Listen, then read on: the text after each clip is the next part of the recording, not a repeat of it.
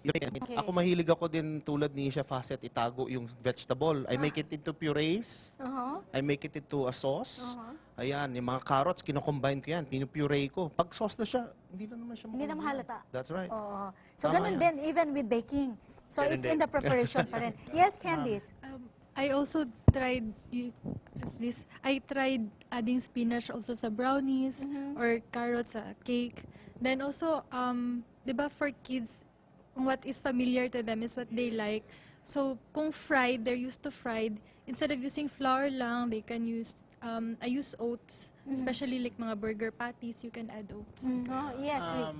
Ako naman rin po, for example, frying. There are two kinds of oil kasi, saturated oils and unsaturated. So yung saturated, di ba, it's the one that's bad for you. Yes. Di ba, Doc? And the unsaturated is the one that's good for you. Yes. It's better to use unsaturated fats like canola oil. And the best and the healthiest oil, olive oil. Which is very, very expensive. Ikaw naman. Oh, expensive, but Huwag ka in nalang the long gumamit, run. huwag ka nalang gumamit ng oil. Yeah, pwede mo naman ilaga lang siya. Pambihira ka naman, di ba? So let's go back to your school, to your institute. How did you come about with kasi I heard a while ago na your program is holistic. In other words, it's not just you're thinking about preparation, presentation, the way they've been saying all along, and the taste. There's something to do with the nutritional value also. So how are you able to come up with a program wherein nutritional value is embedded in the program? The program was conceptualized way back in 1997 pa. However, it was realized na in 2010. With the help of our program director, Chef Malu Caudal, she came up with culinary arts wherein it is holistic nutrition dahil dapat yung preparation ng pagkain nandoon pa rin yung nutritional value, and at the same time we are trying to in response to the need of time ngayon dahil ang trend ngayon is healthy living, so ganon. So why don't we provide what the people or public are highly demanded? So na-come up yung program na yun dahil on the first place, when we talk about culinary, mahal, nandoon sa Manila, not in Cagayan de Oro. So, why do we need to go to Manila? Get out Cagayan de Oro if we can offer it here in Cagayan de Oro mismo. So you are new in town. Yes, ma'am. Your program. Kaya nga, Our first program. batch ba kayo, Candice? Yes, the So you first finished the 8 months talaga. Yes. So ilan kayo nung first batch ninyo? Magkasabay kayo ni Rick? Yes po. So ilan kayo? Ilan kayo First nag-start? day we were 20. First day, 22. And then, you graduated, ilan kayo? 2022. Graduated... Ilan kayong graduate? 11. Okay. So nawalan din kalahati. Hindi naman po. Yung iba nag-OJT pa rin. So after this, let's talk about your future plans. Let's talk muna about your vision. Let's ask Chef Ziggy, what is your vision for culinary arts as a whole? Well, my vision for culinary arts is basically serving safe food, safe to eat food. I'm very particular with the food poisoning. Yung sumasakit yun dyan, food poison. So, importante sa akin na yung papakain mo is safe to eat. Meaning, hindi dapat nakakabuti sa kalusugan. Okay. Ikaw naman, Chef Hazet. Ano naman yung iyong vision for culinary Well, arts? same as with the Chef Ziggy, yun nga, to serve safe food, di ba? And at the same time, sabi ko nga, pag mayaman lang talaga ako, lahat, buong pulo ng Pilipinas, pupuntahan ko, and then, aalamin ko talaga kung ano yung product nila doon na parang abundant, marami sila. Kasi gusto ko talaga i-promote yung mga local products ng iba't Na ibang lugar. pwedeng gamitin. Na pwedeng gamitin, na pwedeng, kasi puro tayo import ng import, di ba? So, why don't make use Oo of... nga naman, no? Let me, before I ask Candice and Rick, no? Na parang ang ano natin, yung concept natin or the thought there is, kapag imported yung iyong mga ingredients, kailangan mahal at saka masarap at dadayuhin yon. Is that true? Is there truth to it? Yes. Well, Totoo yun. Kasi syempre, ano na yun, talagang technology na talagang gumagawa nun, na talagang pinapasarap na yung mga processed or premix na mga ingredients or mga food. Pero iba pa rin po talaga yung talagang local or organic na mga ingredients yung gagamitin. Especially na yun yung hindi mo may kaila yung katotohanan na talagang healthy yan. Ayun, yung pinaka-importante dun na nandun pa rin yung nutritional value ng mga In other niluluto words, natin. what you're trying to espouse now is the two of you would Yes. be, kailangan hindi lang siya, affordable, kundi it's not just safe, but it's something that is healthy.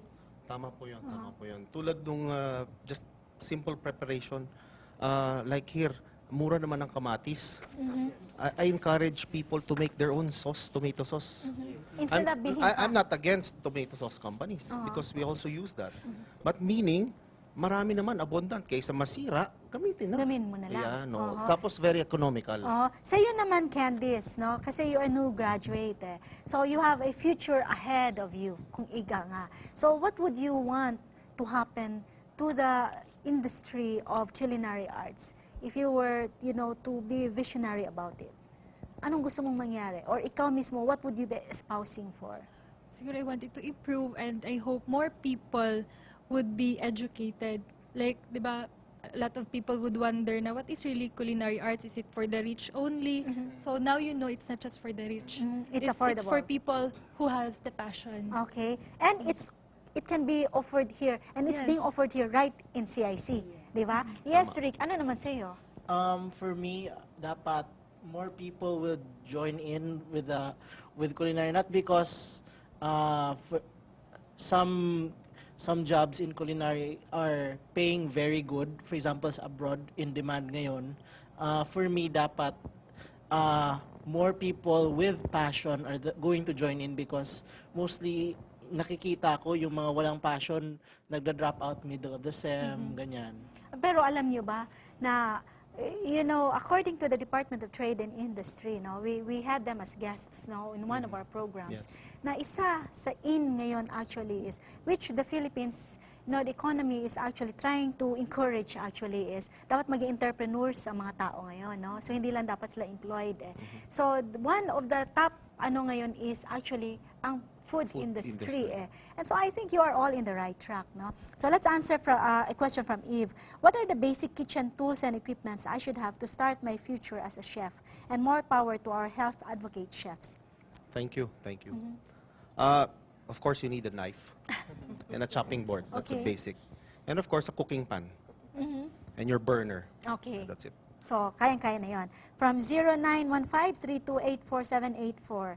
Hi, ma'am. Good PM. So, please tell my wife that we all support her for nutritious food.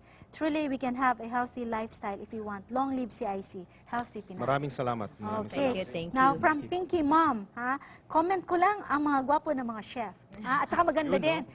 Tingnan ninyo, si Candice Dagang maganda. salamat. Only in dagang CIC. salamat. Okay, wow, only in CIC. So dapat doon daw kayo pumunta. Okay, from Lydia, good evening po. May I ask if our chefs entertain questions regarding culinary inquiries when they go to CIC? And do they have a social network where ordinary people can reach them for questions? Do you? Yes, yes. We Ma'am, have, yes. no? We are very accommodating, no? I am very honored. We are honored if they will be calling us in the office. And then, They can also drop by. yes, and see ma'am. in Yes, person. ma'am. Kung pwede nga lang kami na yung mag-ano sa kanila, paakyat sa taas. So, we are more than willing to have them. We will be very, very happy to accommodate them. With regards to network, we always have our regular posting sa FB. Palagi yung nandun. Sa Facebook. Yes, ma'am. Kasi, Kasi yan talagang in ngayon eh. yes, yun na Lahat nga po, yata Doc. nasa Facebook Opo, naka-Facebook kami palagi. Okay. Napakabilis po ng oras ko dito sa Dynamic Living the Total You. Tapos na naman po. Actually, lumagpas na po ako ng ilang minuto. No? Magagalit na sa akin ng aming manager. So I'd like to thank my guests for sharing their personal experience, their personal thoughts and inputs on culinary art as a whole. So I'd like to start off by thanking Chef Ziggy. Would you like to say something to I'm our also viewers? very thankful for inviting me, Doc Jean, and for all the producers. Lahat dito, maraming salamat for giving us this opportunity. Yes, what about Chef Ricky? Thank you po sa lahat. thank you for giving us this opportunity. This is a very good opportunity for our school and for us as new graduates. Thank you rin po, and sana ma-promote yung good nutrition in cooking and all of that. Okay, what about Chef Hazard? Thank you din po sa pag-invite po sa amin. So you are encouraging our viewers also to become chef like you. Opo, ano Aha, naman. pastry and baking non sa'yo. Ma'am Ness? Okay, thank you very much, Doc Jean, and with Hope Channel at the same time. This is also our best opportunity to tell the public that we are not only offering our 8-month culinary arts with holistic nutrition. At the same time, we are soon to open at the same time our applied science in baking and pastry arts. So it's not only today, but we will be existing, living In the many next years, yes, 20, to 30 come. years to We come. hope so. Yes, Thank you. Chef Candice? Thank you for inviting us here, Doc Jean, and congratulations na you have 5 years already. that work. And we hope to have you also. Siguro one of our episodes would be asking the chefs to make a demonstration for our Sure. viewers. Yeah. I would love that, no? Yes. We can schedule that. So food is not all about satisfying one's taste buds, but it is also a balancing act between health, nutritional value, and economics. Magandang gabi po sa inyong lahat.